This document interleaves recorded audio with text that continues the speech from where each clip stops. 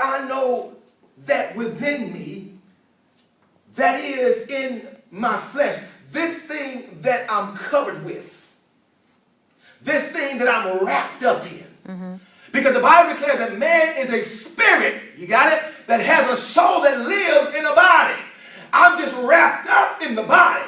What you see is not me. This is just the flesh that covers me. That's right. You got it? And so Paul says, in my flesh, in this thing that God gave me to cover me, you got it? There's nothing good.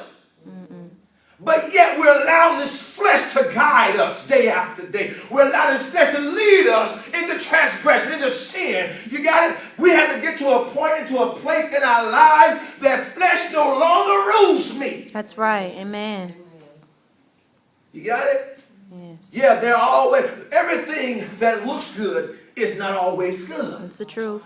Everything that feels good is not always good. That's right. Everything that tastes good is not always good. You got it? And so he says, in my flesh dwelleth no good thing. He says, for to will is present with me.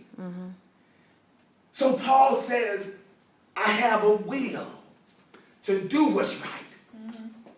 I have a will to do the will of God. In me, there's a will turning, wanting to do what is right in the very sight of God, but how to perform that will, I can't find it.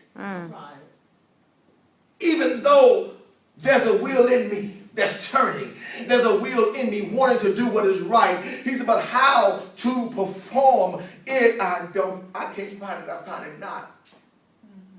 You got it? And so now again, we're dealing with our flesh, and that's why it's so important, amen, to walk in the Spirit, amen. It's so important to walk in the Spirit, because if we find ourselves in the Spirit of God, we won't perform the works of the flesh. Amen. Amen. And so he says, he continues on, he says, for to will is present with me, but how to perform that which is good, Paul says, I find not. He says, I have the urge and the intention to do what is right, but I can't seem to perform the rightness in God. I can't seem to do what's right, even though I have an urge and I have my intention to do what's right. I fall short. I fall short. The Bible goes on to say in verse 19, for the good that I would, the good that I desire to do, Paul said, I do not. He said, I do not. He said, but the evil which I don't desire to do, that I'm doing. Does Paul help any of us to see ourselves a little bit better? Amen. Yes. Knowing how anointed he was, and many of us today are not as anointed as Paul was. You got it? But yet Paul had struggles and issues himself. It helped us to get a better view of how I am as a Christian, that even Paul struggled, so now I can understand some of my struggles a little bit better. You got it? Because Paul said in verse 19 again, for the good that I would, I do not. The things that I would normally do, or the things that I desire to do, he said, I'm not doing those things. But the evil which I don't want to do, I find myself doing it.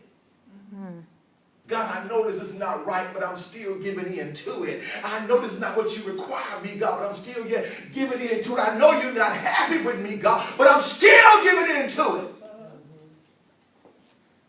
That's why it's so important for us to tap into the Spirit and stay right there.